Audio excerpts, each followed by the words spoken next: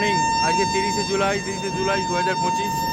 আজ আমরা যাচ্ছি জম্বুতাবাই থেকে কলকাতার উদ্দেশ্যে, কলকাতা মানে শিয়ালদার উদ্দেশ্যে। তো আমরা এখন আছি হামসাফার এক্সপ্রেসে।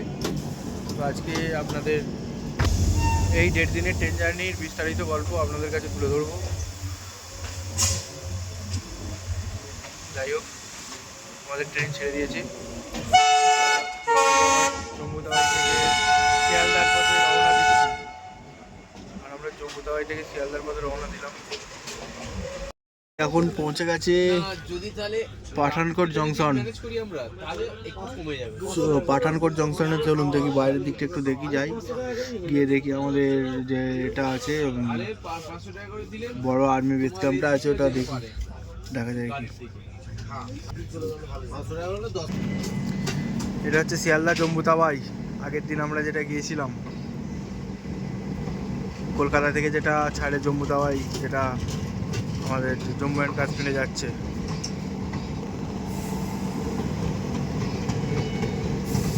আমাদের গাড়ির সিগন্যাল হয়নি বলে দাঁড়িয়ে আছে। পাঠানকোট জংশন ছেড়ে যাচ্ছি, সিগন্যাল ছিল না বলে ট্রেনটি দাঁড়িয়েছিল।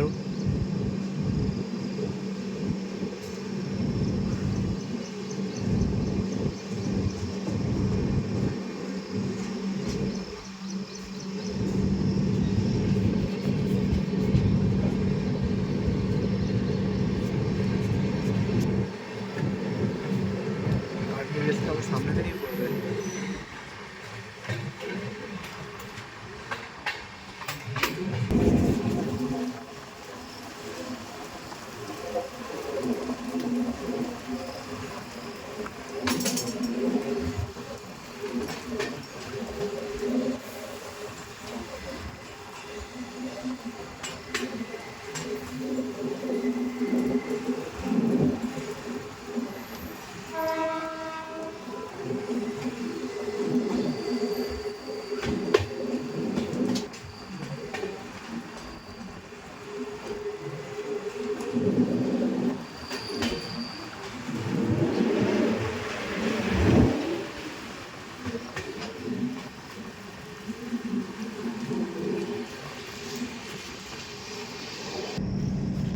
এখান থেকে শুরু হচ্ছে base camp, army base camp. আবার দাঁড়িয়ে পড়লো ট্রেনটা। ভারতের সবথেকে বড় পাঠানকোট বেস ক্যাম্প। এখানে ড্রোন হামলা হয়েছিল কাশ্মীরে, যখন হামলা হয় এখানে ড্রোন হামলা, ড্রোন দেখা গিয়েছিল, যেগুলো আর্মিরা সব এ করেছিল, নিশস্ত্র করেছিল। নদীর জলের স্রোতটা দেখুন, ভাসিয়ে নিয়ে চলে যাবে এমন অবস্থা। মানে কেউ পড়লে দেখা তো কোথায় নিয়ে গিয়ে উঠবে আর ঠিক থাকবে।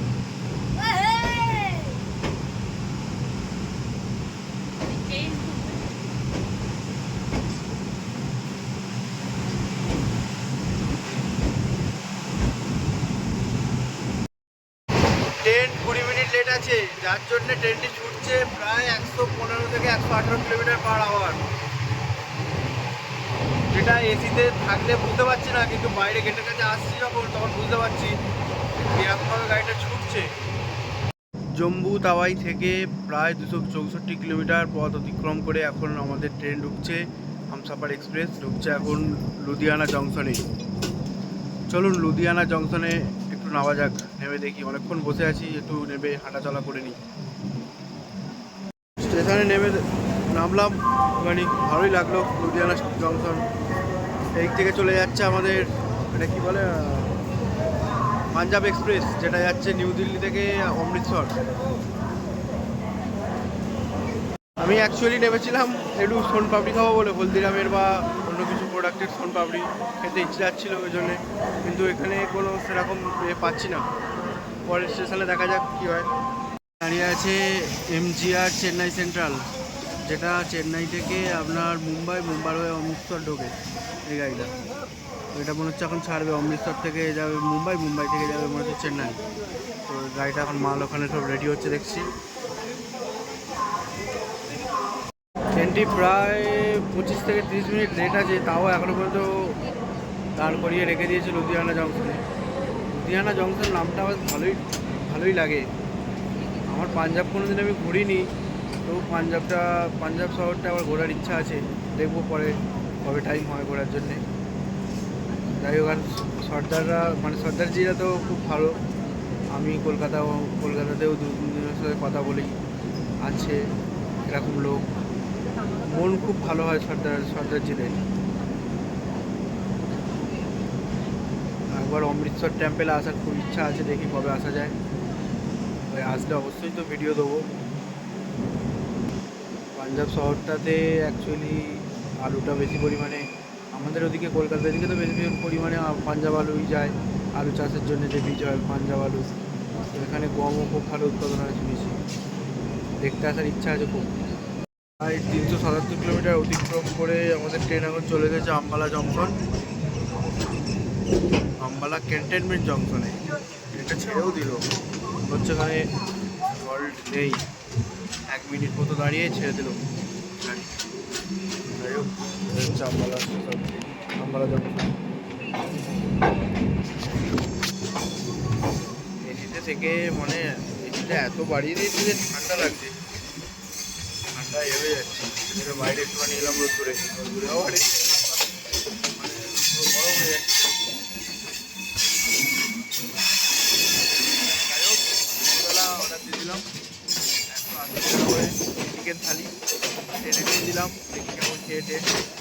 আর সন্ধ্যাবেলার অর্ডার দেওয়াই আছে, মোটামুটি 6:30টার মধ্যে আমাদের এটা গাড়ি ঢুকবে মুরাদাবাদ, সেখানে পিৎজা অর্ডার দেওয়া আছে, কী হয়। আগে ট্রেনে যখন এসেছিলাম অর্ডার দিয়েছিলাম, কিন্তু অর্ডারটা ক্যান্সেল হয়েছিল, এবারে দেখা যাক কী হয়।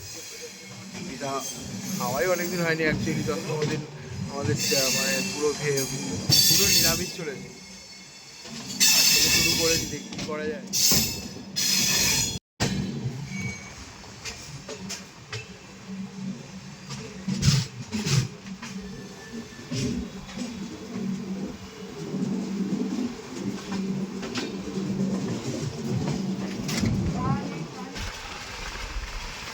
বেশিরভাগ বাড়ি প্লাস্টার ছাড়া, ইউপির সাইডটা এগুলো বেশি দেখতে পাওয়া যায়, ইউপি বলো বিহার বলো, আর ইতে বেশিরভাগ বাড়িতেই প্লাস্টার ছাড়া।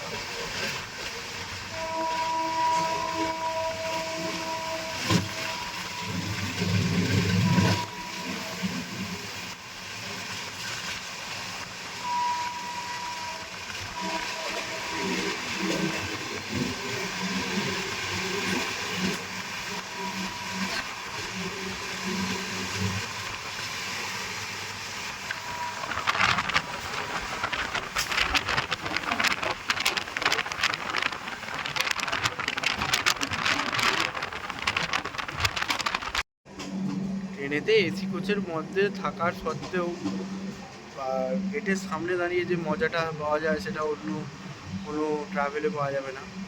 বাস ট্রাভেল বলুন বা আপনার বাইক ট্রাভেল বলুন, যাই বলুন, ট্রেন চলবে, ঠান্ডা একটা হাওয়া বাতাসটা গায়ে লাগবে, তার সাথে আপনার গেটের সামনে দাঁড়িয়ে দৃশ্যগুলো উপভোগ করা যায়, সেটা অন্য কোথাও পাওয়া যায় না। সেটা লোকাল ট্রেনে আর আমার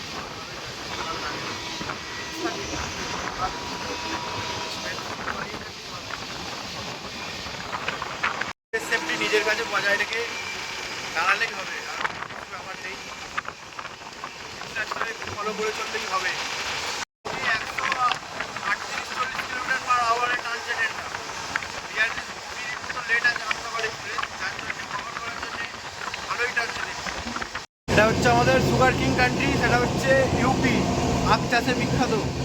এখান থেকে আখ থেকে সুগার তৈরি হয়, সেটা সারা দেশে রপ্তানি করে ইউপি। তো দেখে নিন একবার, চারিদিকে শুধু আখ গাছ আর আখ গাছ, খেতে মাঠেতে আখ চাষটা এখানে খুব হয়, মানে প্রচুর পরিমাণে হয়।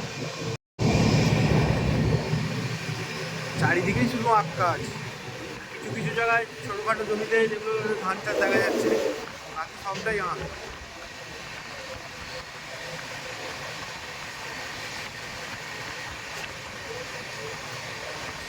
ইউপিতে অনেকগুলো সুগার ফ্যাক্টরিও আছে বড় বড়, এটার নাম আমি জানি না, বাট শুনেছি যে ইউপি থেকে অনেক সুগার চারি কলকাতা বলো কলকাতা বলো সব জায়গায় রপ্তানি হয়।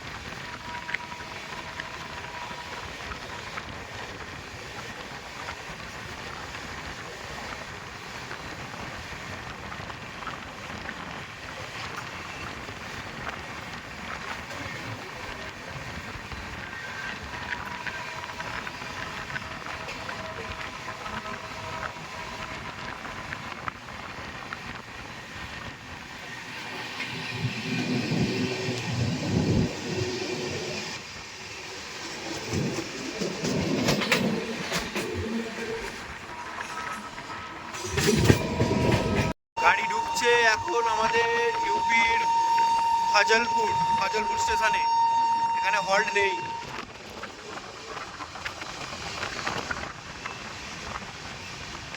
স্টেশনটা খুবই তলায়।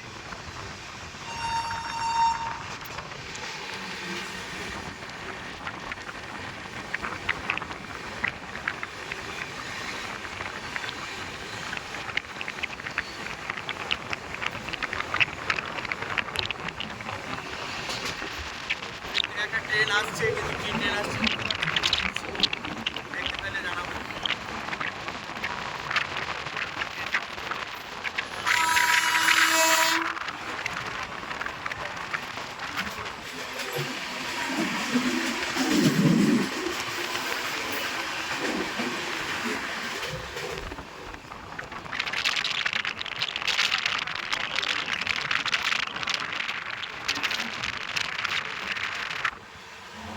লেখাটা করতে পারি না হিন্দি, যাই হোক। এই দেখুন সব আখ গাছ চারিদিকে।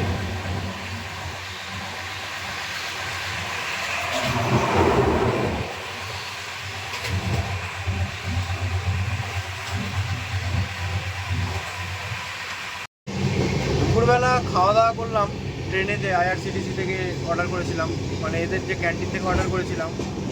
এক তো খাবার দিল দুপুরবেলা তখন 3:30 নাগাদ।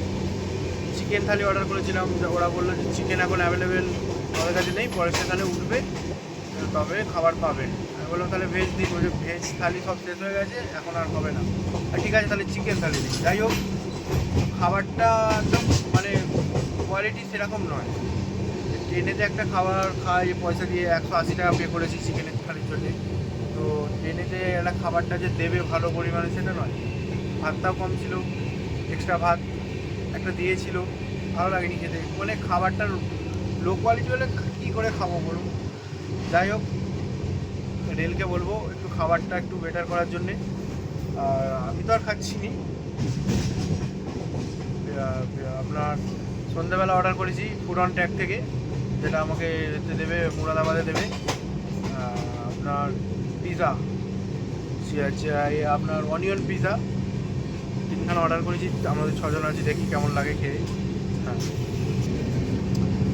যদি খাবার ভালো হয় তাহলে রাত্রের খাবারটা ফুড অন ট্যাগ থেকেই অর্ডার করে দেবো।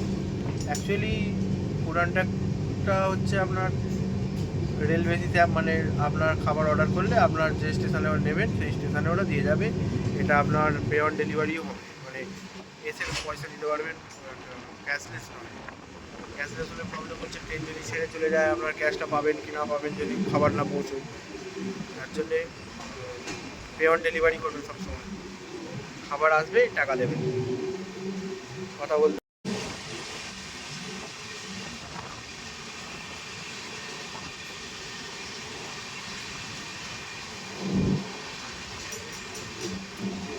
এটা মনে হচ্ছে ওয়েস্ট বেঙ্গলের লাইনের দিকে ট্রেনটা বেঁকছে।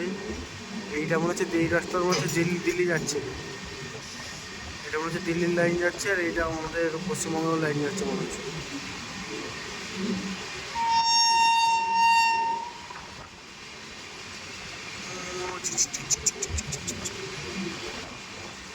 হেভি লাগে আমার।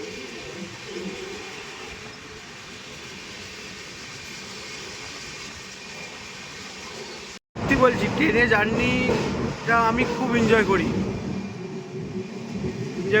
এনজয় মানে খুবই এনজয় করি। ট্রেনটা হালকা হালকা হেলবে দুলবে, তারপর আমি বাড়িতে শুয়ে থাকবো, সেটা হালকা হেলবে দুলবে, বেশ ঘুমটা বেশ ভালো হয়, এনজয় খুব ভালো করে যাই। তারপরে একটু এই গেটের কাছে এলাম, এসে দাঁড়িয়ে হাওয়া খেলাম, একটু বাইরের দৃশ্য উপভোগ করলাম। এগুলো আমার খুব ভালো লাগে ট্রেনেতে। ফ্লাইটেও ভালো, ফ্লাইট কিন্তু আমার অতটা আমি পছন্দ করি না, কারণ ফ্লাইটে সেই মজাটা নেই যেটা ট্রেনে আছে, বা বাসে সেই মজাটা নেই যেটা ট্রেনে আছে। অ্যাকচুয়ালি ট্রেনে মানে ভালোভাবে বসে দাঁড়িয়ে যাওয়া যায়।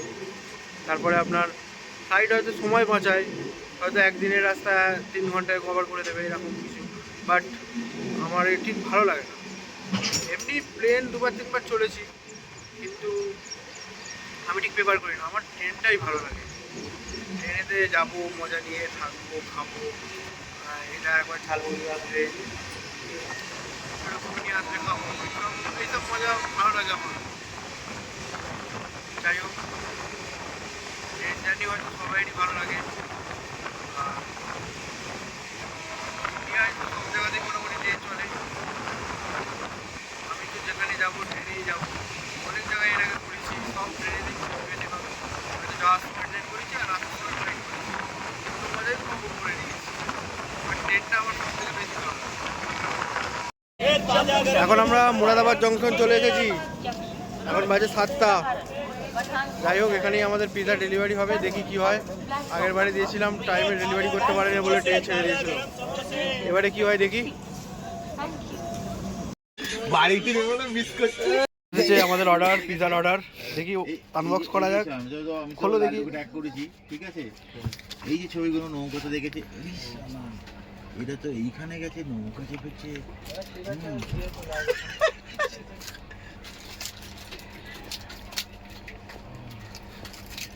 সাইজটা দেখি, স্ট্যান্ডার্ডের সাইজ কিরকম।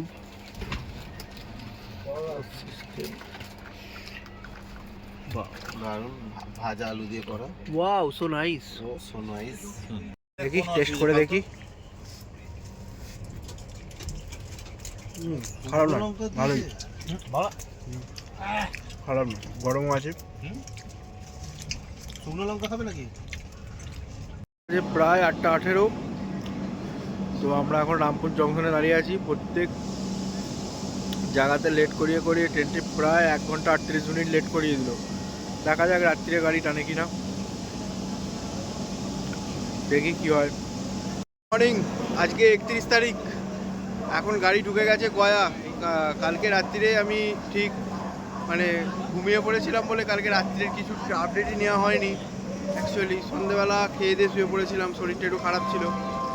যাই হোক, এখন মোটামুটি গাড়ি কভার করে দিয়েছে। কালকে দেখেছিলাম 1 ঘন্টা 40 মিনিট মতো লেট, বাট আজকে দেখছি এখন 9 মিনিট লেট আছে গাড়ি।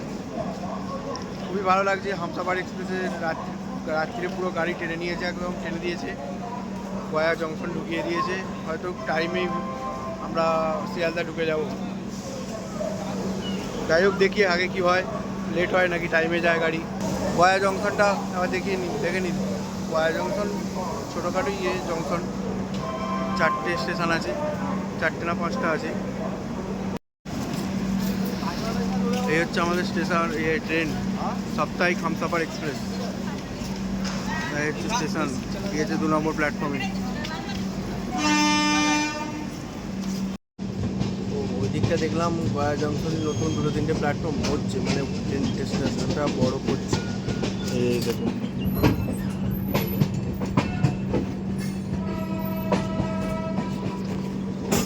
মোটামুটি তাহলে 4টে থেকে 7টা স্টেশন প্ল্যাটফর্ম হয়ে গেল।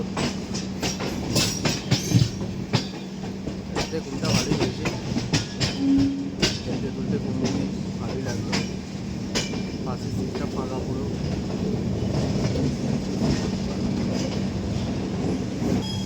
এর আগে গয়ায় এসেছিলাম আমি, অ্যাকচুয়ালি ট্রাভেলারে করে এসেছিলাম। সেটা মহাকুম্ভে এসেছিলাম যখন, তখন গয়া বেনারস সব ঘুরে গিয়েছিলাম। তখন ট্রাভেল ব্লগ করতাম না, তারপর থেকে আমি শুরু করেছি ট্রাভেল ব্লগ। অ্যাকচুয়ালি দেখুন, ওদিকে বন্দে ভারত আসছে, গয়া জংশনে বন্দে ভারত।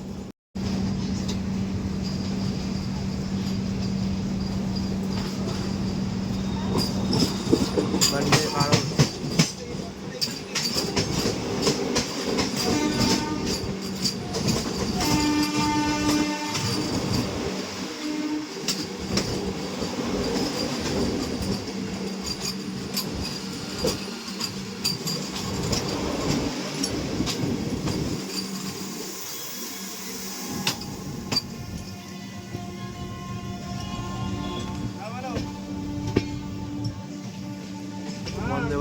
দেখতে ভালোই লাগে।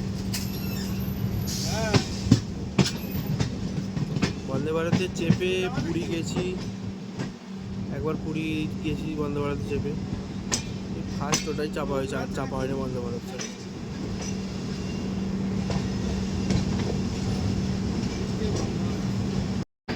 প্রায় 1682 কিলোমিটার অতিক্রম করে আমাদের ট্রেন ধারবাদ জংশনে ঢুকেছিল, এটা আমি বুঝতে পারিনি, নামতে পারলাম না। যাই হোক, এই হচ্ছে ধানবাদ জংশন, গাড়ি ছেড়ে দিয়েছে।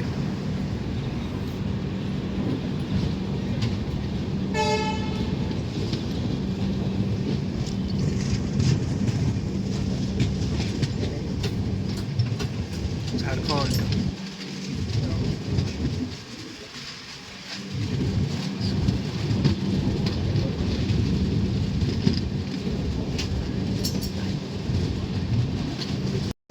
প্রায় 1740 কিলোমিটার অতিক্রম করে আমাদের ট্রেন এখন ঢুকছে আসানসোল জংশনের দিকে। মাত্র 2 মিনিট লেট ট্রেন। যাই হোক, আমরা পশ্চিমবঙ্গে কভার হয়ে পশ্চিমবঙ্গে ঢুকে পড়েছি। এই আসানসোল জংশনের প্ল্যাটফর্ম দিল, ঢুকছে আসানসোল জংশনে।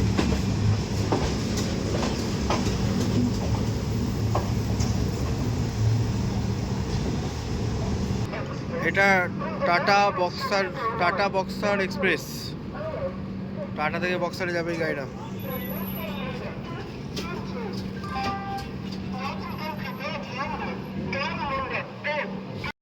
চেঁচিয়ে চেঁচিয়ে বলছে ওয়েলকাম টু ওয়েস্ট বেঙ্গল। বাংলায় ঢুকে পড়লাম কাশ্মীর ছেড়ে। ঠিক আছে ঠিক আছে ঠিক আছে।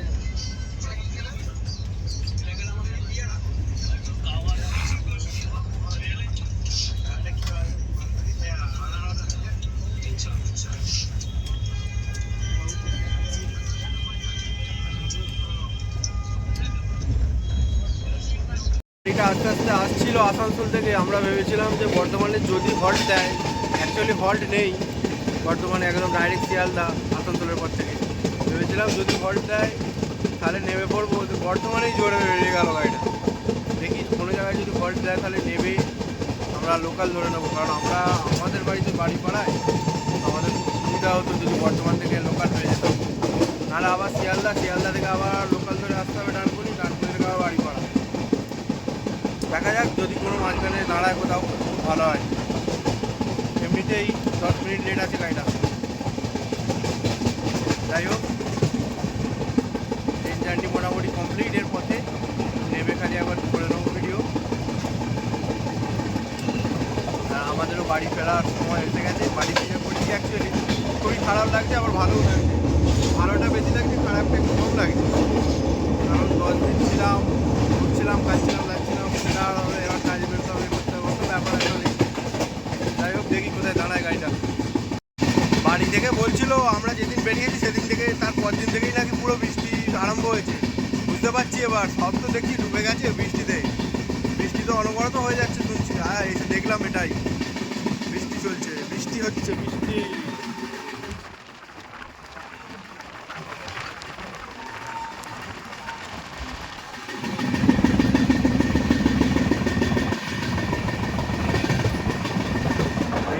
বৃষ্টি হয়ে আছে, সব জলে জল হয়ে আছে অবস্থা।